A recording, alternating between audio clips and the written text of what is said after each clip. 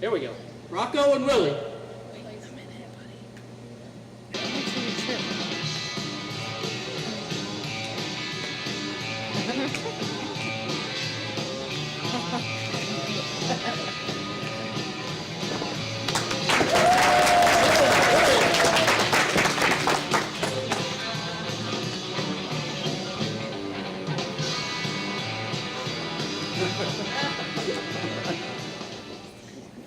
Good evening, Starridrers 124.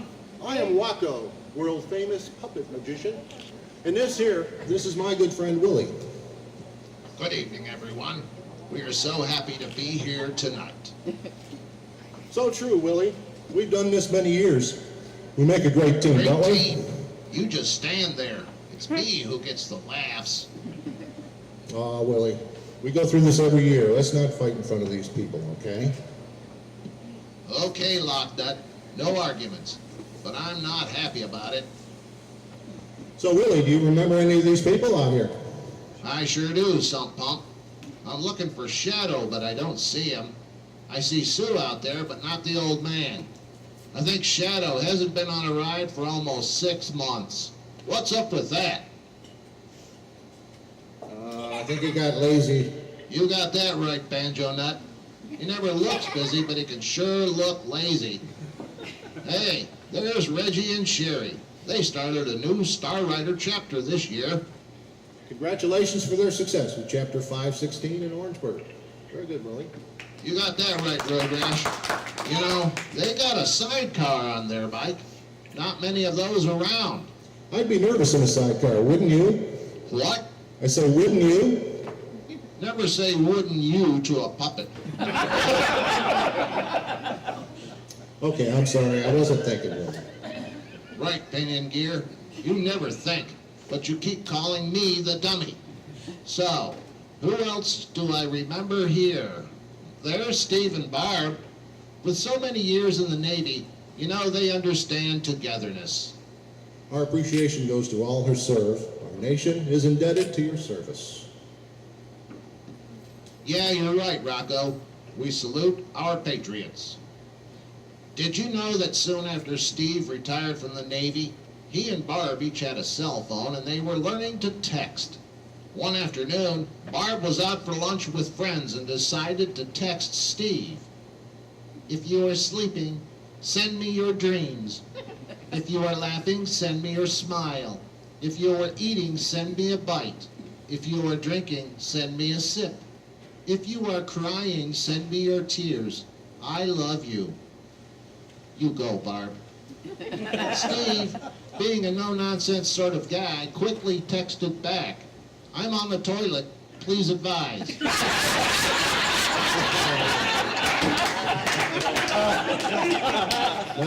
No way he texted that Of way. course he did, Steve. Steve is trained to report the situation. You know that. Well, is that good old Mark here tonight? He's been our sergeant at arms. Mark came up with a new ride called Shoot and Scoot. Big success. You're right about that, Wadcutter. You know, he had some trouble getting ammo before the ride.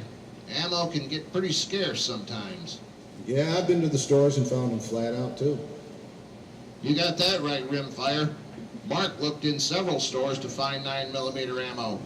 He finally located the ammo he was looking for and managed to buy 2 boxes. He put the boxes on the front seat and headed home, but stopped to buy some gas. As he started pumping, a drop-dead gorgeous young thing in a miniskirt pulled up at the next pump. Willie, you can't tell that kind of story here. Cool it, Drainpipe. This is about Mark. How could this ever get graphic? All right, Willie, go ahead. Thanks for the vote, PC Cop. So, this gorgeous young thing in a miniskirt saw the 2 boxes of ammo. She walked up close, facing Mark, and leaned forward, enough for Mark to stare impolitely. In a low voice, she said, I believe in the barter system. Want to trade sex for ammo? Mark thought for a few seconds, then said, what kind of ammo you got?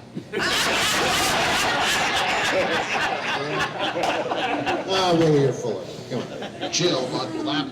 Let's give a shout out to Lee tonight. Lee, the original biker chick, a real Betty Boop, right? She's all of that, gas cap, and she's a very religious woman too. Being religious and living with Cajun, that's gotta be tricky. Tricky? Let me tell you, pagan boy, it's a challenge. She took Cajun to church a few weeks back. Cajun acted like a gentleman and even waited with Lee to speak with the preacher after the service. After Lee shook the preacher's hand, Cajun said, "Preacher, that was a damn fine sermon. Damn nice." The preacher, who was somewhat shocked, told Cajun, "Thank you, sir, but I would rather you didn't use profanity." Cajun said, "Well, preacher, I was so impressed with your damn sermon that I dropped $100 damn into the damn offering plate." The preacher looked quickly at Lee and then turned to Cajun and said, $100? Hot damn.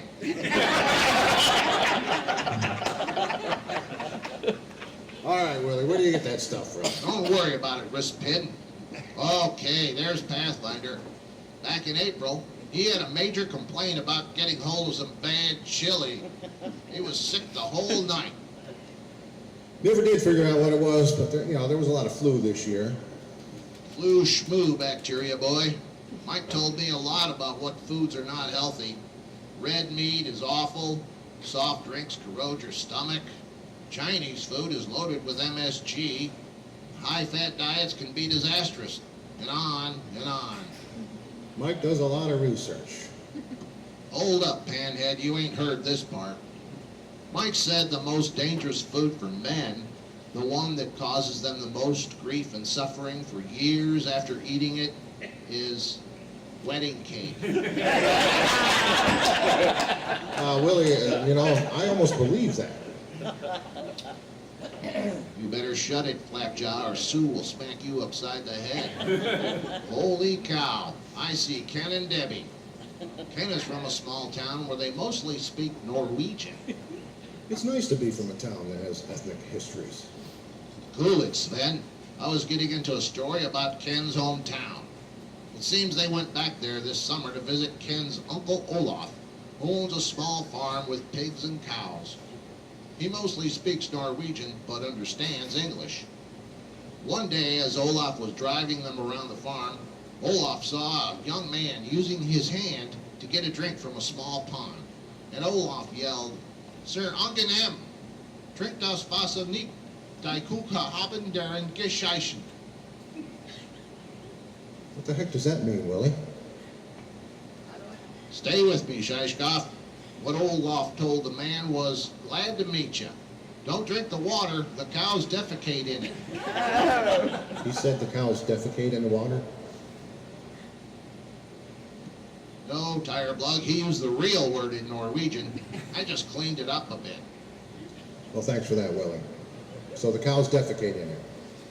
Anyway, after Uncle Olaf shouted that, the young man yelled back that he was a volunteer sent from Washington to campaign for Obamacare and that he didn't understand Norwegian, and could Olaf please speak in English?